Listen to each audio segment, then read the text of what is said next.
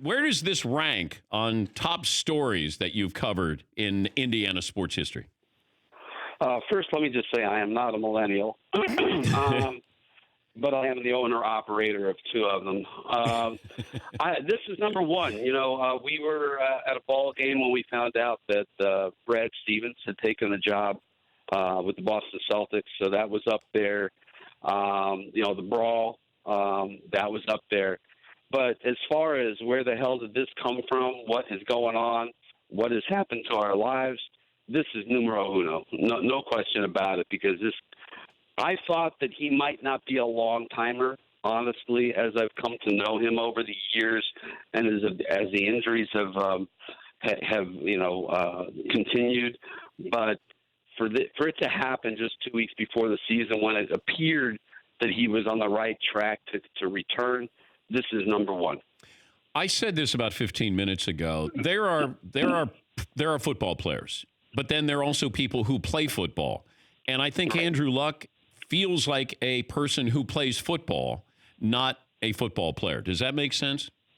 Well, we want our athletes to be well-rounded. We want them to have interests outside of the sport they play. And that's Andrew. I mean, Andrew cares about architecture. He cares about the world. We've had conversations about the political ramifications of different soccer games, Barcelona versus Madrid and all that kind of stuff. He cared about stuff outside of football. It doesn't suggest that he loved or loves the game any less than somebody else, than, say, a Quentin Nelson or whomever you might come up with. But he is a guy who is multifaceted. He stayed in college a fourth year when everybody knew he could have come out after his junior year or even after his sophomore year. So he's just a different cat. And, I think we all recognize that from the start. If you had one question for Luck today, what would it be? When are you coming back, dude? Do you think he's coming back? I saw some of my colleagues from The Athletic, Steve Holder and Zach Kiefer on TV last night. They both think that he's done. I don't think that he's done. Just the way Pat McAfee was ready to come back. Pat McAfee retired at the age of 29 as well. And I always felt that at some point Pat would think about returning, and he was considering a return, specifically to the Chicago Bears, where they've got 27 different guys trying out for the kicker spot. I do think that Andrew Luck at some point is going to start feeling really good physically and emotionally, and I may be in the minority here, but I have this weird feeling that at some point we may see Andrew Luck again. We may see him in a Colts uniform. I don't know. I'm sure they did this, but my initial thought was, after the shock, then I wonder if they could have said to him, take the first 4 weeks off, or take the first half of the season off, get healthy mentally, physically. This wasn't a knee-jerk reaction, though, knowing Andrew Luck. It feels like he didn't just decide this in the last, week to 10 days.